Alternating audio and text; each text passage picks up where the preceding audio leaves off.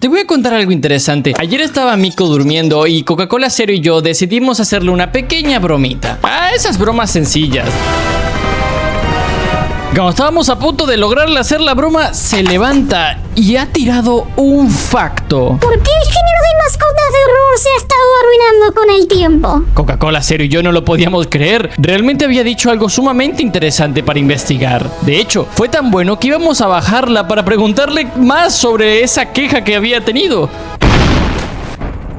Y bueno, ahí fue demasiado tarde de todas formas. Investigando el término de mascot horror, me topé con el siguiente juego de Steam que aún está en demo, llamado Dark Pulse. Sí, no te voy a mentir, se ve genérico. Es bastante notorio la calidad que se ha puesto en esta demo. Se ve bastante... bueno, con un poco más de presupuesto que Garden of Bam Bam, por ejemplo. Lo que son los antagonistas de esta demo, un pug, que prácticamente es un perro gigante que parece ser normal, como carne y huesos normales, y una criatura que tiene una boca en el estómago, pero su cabeza es un chupete y se autochupa la cabeza y es un biberón. Sí, suena raro, y es que precisamente eso es lo que me parece incómodo de esto. ¿Hasta qué punto el término mascot horror siempre se está yendo más por el lado de lo infantil, pero llegando a un punto que demasiado infantil? Ya hasta las criaturas son bebés, ya. El pug me da risa porque siento que estoy viendo Hotel Transilvania, y el chupete solamente me hace pensar que este lo va a jugar el típico creador de contenido que hace contenido para niños, lo cual no está para nada mal. Pero ¿que antes los mascot horror no era algo más sanguinolento, más turbio, más Five Nights at Freddy's?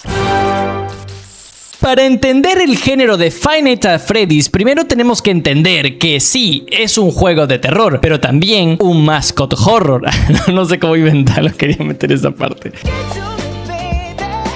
En teoría, el género mascotas de terror es algo relativamente nuevo. De hecho, menciona Five Nights at Freddy's no por nostalgia, sino porque parece ser que fue el primero que inició todo esto. Una página web que habla sobre los mascot horror mencionan el tema de que Five Nights at Freddy's creó dos tipos de género basados en su juego. Qué grande el Scott Calzón, ¿eh? El primero siendo mascotas de terror, mascot horror. Estos vendrían a ser pues Telltale, Bending and the Machines, Garden of Bam Bam, Poppy Playtime, Chuchu Charles, Baldi, Hello Neighbor y todos esos tipos de juegos que, pues, el enfoque del término es que haya una criatura que constantemente te esté persiguiendo, en teoría en espacios 3D, donde la mascota sea la protagonista del título. A ver, no significa que el gordo de Outlast se esté persiguiendo ya significa un mascot horror, no tiene sentido, ya que el mascot horror tiene otros matices, como que sería que el entorno tenga un toque más infantil o que tenga que ver con niños, ya sea una guardería, un producto infantil, una escuela, juguetes. Y no, el juego de Roblox se escapa de este sujeto, no es un mascot horror.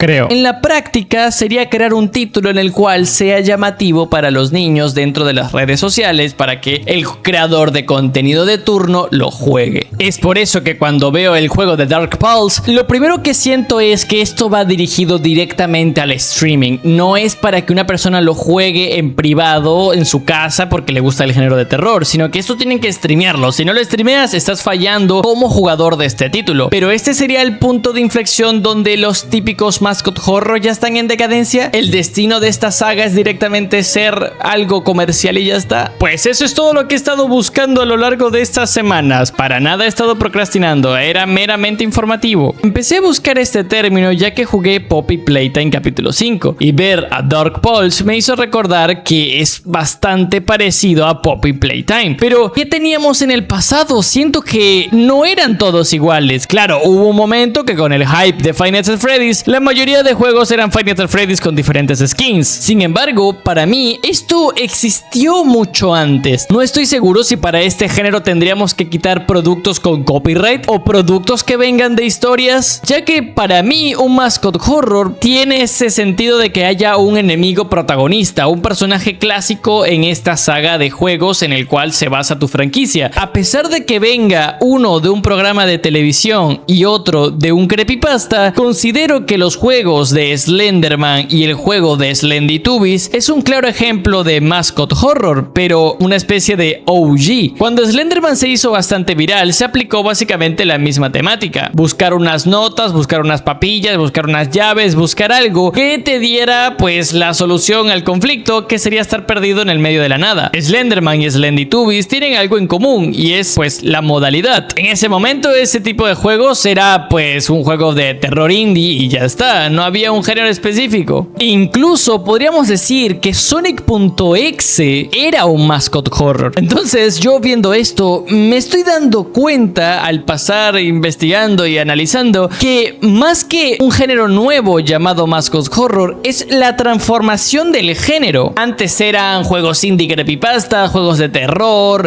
.exes, que siempre tenía la temática de ser algo conocido. Con la salida de FNAF, la gente dio a entender de que los mascot horror tienen que ver con criaturas con aspecto infantil que la verdad son aterradores. Ya después, si tienen niños o almas, depende de cada juego. Sin embargo, en esa época la diferencia de títulos con la temática de mascot horror era bastante variada dentro de todo. Teníamos por ejemplo en 2016 a Telltale, el de los Furbies, este juego que para los creadores de contenido de esa época era una locura. Luego tenemos a Hello Neighbor, que no tiene nada que ver con Telltale, básicamente trataba de infiltrarse e investigar qué carajo tenía el vecino ahí escondido. Luego en 2017 tenemos la mecánica de acertijos, aquí es donde empezamos a tener estilos de juego con temática de mascot horror con puzzles, y Bendy es el juego de terror que exprime este estilo de juego por primera vez. Ya después ahí, a pesar de la fama de Bendy, a pesar de la fama de Hello Neighbor y a pesar de la grandísima, enorme fama de Snaf, tenemos que sacaron a Baldi Basics, donde la temática de gameplay no es repetitiva a las anteriores que hemos mencionado, sino que eres un estudiante en una escuela donde el profesor es un individuo llamado Baldi y en el cual debes sobrevivir y recolectar 7 cuadernos y escapar de la escuela mientras haces matemáticas. Algo que recuerda mucho a antes de Snaf, que era con Slenderman. Ya después, en 2019-2020, tenemos a Shopdown Bandit, de los creadores de Bendy and the Ink Machine, y Piggy de Roblox, que por alguna razón se le considera mascot horror. Y bueno, parece que tiene la misma temática de puzzle, supervivencia, terror, algo caricaturesco. Y si te diste cuenta, te he mencionado juegos que salieron año tras año: 2016, 2017, 2018, 2019 y 2020, hasta en 2021, que es la primera aparición oficial de Poppy Playtime, y es ahí donde el género mascot horror dejó de ser tan amplio y tan diverso a centrarse en un estilo de juego específico: resolver acertijos y escapar de la criatura. Con la salida de Poppy Playtime ya tengo un video hablando de la evolución y el éxito de la franquicia, pero en resumidas cuentas, prácticamente desde el capítulo 1 ha tenido un éxito masivo. Se podría decir que dentro de su categoría fue el más original de momento, porque era el hecho de criaturas de juguete que tenían adentro carne, huesos y niños, almas de niños y todo eso. La mecánica de las manos de colores, que creo que se le dice Grad Pack, más o menos así. Y no te voy a mentir, la fluidez con que esto se usa es algo importante para mencionar los próximos juegos a los que me voy a referir, ya que la optimización y la fluidez del título lo hizo bastante cómodo a simple vista. Tendrá sus errores, evidentemente, pero para ese momento se sentía algo fresco. Veníamos de juegos de vigilancia, de persecución de profesores, de infiltrarse en vecinos, y la fórmula de Poppy fue muy bien recibida gracias a también el hecho de la historia con el tema de los VHS. Esto es algo que FNAF ya lo había implementado desde el segundo juego, porque creo que el primer juego no tenía esto de contarte historias por cada noche que pasaba, pero el hecho de que los VHS te vayan contando una historia te empezó a intrigar como jugador, empezabas a avanzar, y la primera experiencia de Huggy es realmente aterradora.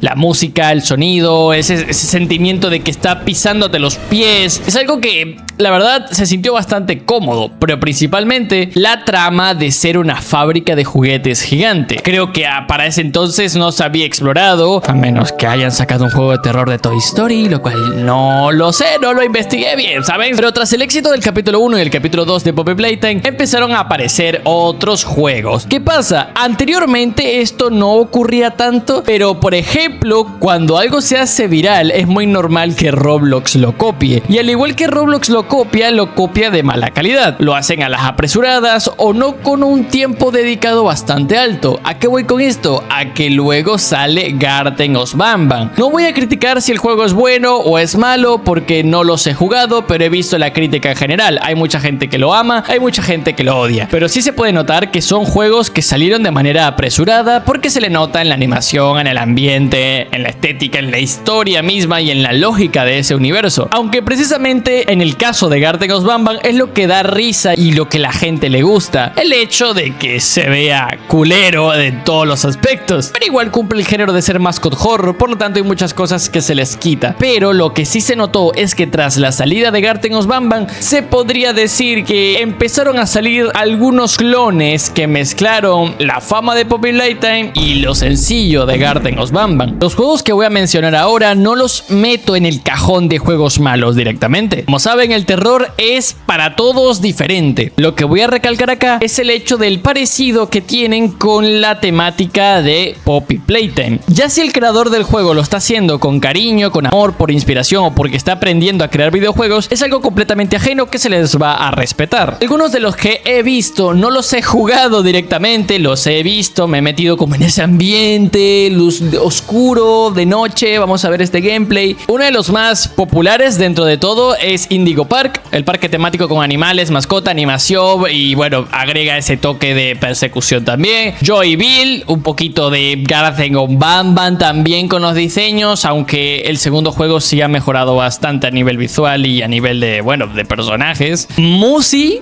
creo que se dice así, bueno, también más o menos misma temática. Toytopia, temática parecida. Zona divertida de Bobos, así se dice en español, Bobos Fun Zone. Rainbow Gates, un poquito más tirando al puzzle, también el terror en la persecución. Todos los juegos que he mencionado ahorita y les he mostrado un poco de gameplay se basan de la misma estrategia de mascot horror, pero se lo toman más directamente a la típica situación de algo que en teoría era recreativo, era bonito y ahora es un desastre. El hecho de que hayan lugares abandonados en un juego de terror es algo literalmente normal, es algo casi que obligatorio cuando vayas a jugar un juego de terror de persecución o de investigación. Sin embargo, la temática que sí obligatoriamente tiene que ser infantil, con animatrónicos, con almas, con criaturas amorfas que parecen peluches, es una cuestión que se nota que ha estado invadiendo todos estos juegos a lo largo de todo lo que va de año de 2020 para arriba. Hay algunas excepciones, claramente, como Amanda The Adventure, que es básicamente como historias por VHS, pero los juegos que mencioné anteriormente sí tienen esa mezcla de Poppy Playtime, esa inspiración. Cuando me refiero en el título de YouTube que los mascot horror están en decadencia, es principalmente por este factor.